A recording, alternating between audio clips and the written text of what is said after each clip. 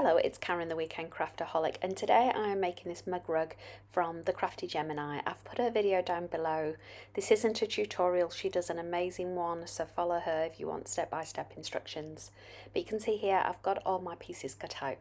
Now she does provide you with this template and it's got 4 love hearts on, so I would suggest cutting out 4 pieces of everything, not just 3, and then you've got an extra one or a practice one if you like for making these 3 love hearts.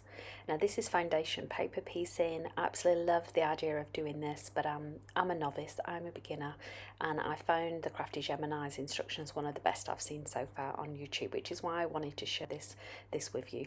I am watching her at the side and step-by-step instructions with this, and I must say the first one was a little bit tricky, but the repetition of doing this 4 times, by the time I got to the 4th one, it felt quite natural and it made sense really. The steps started to make sense. So I definitely encourage watching her tutorial if you want a bit more in-depth look at foundation paper piecing. The template's great. I love these projects, these small projects for using up your scraps. Great to practice a new skill on as well. It's not too big. I would also suggest if you wanted to get into quilting and getting a bit more accurate with things like this, these smaller projects I think are great, because you do need to be more accurate with the smaller projects I think than the bigger ones. So a great little way to spend an afternoon is learning this. And I'm obsessed with mug rugs at the moment. I love having the side of my bed to protect my furniture, and just being able to change it up depending on the season as well is pretty fun. So this came together pretty quick. I would say maybe a couple of hours, just because of all that foundation paper piecing and learning how to do each of these love hearts. And you can see I have got the same fabric on either end, and then the fabric choice that I've made in the middle, this cute little bunny rabbit one, I'm also using for the backing fabric as well.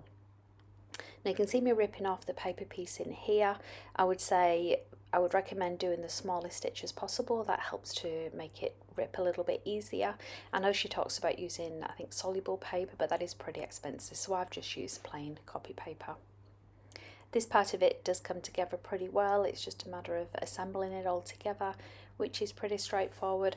And then I would say the more tricky part again after this is the bindings. And again, this is a great little project to practice binding on.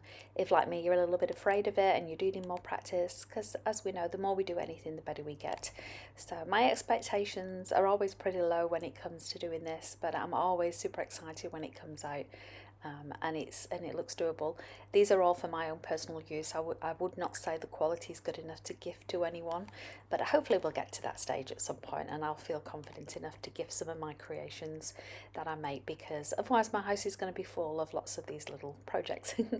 But I would definitely recommend this one. As I mentioned, it's a great way to spend an afternoon, use up some of your scraps, and the instructions are very, very clear. So while you're watching this, I just wanted to share some more tips that I got along the way. Obviously, I've already mentioned having a lower stitch length. That's definitely a must with this foundation paper piecing. But I would say I would always do a smaller stitch length anyway when you're on smaller projects, just because there is that risk of the stitches peeling away, if you like. The other thing you can see me doing is pressing as I go, and one of the things I did do before I even started cutting it out was to starch my fabric as well, and that I think really helps make that fabric a bit firmer.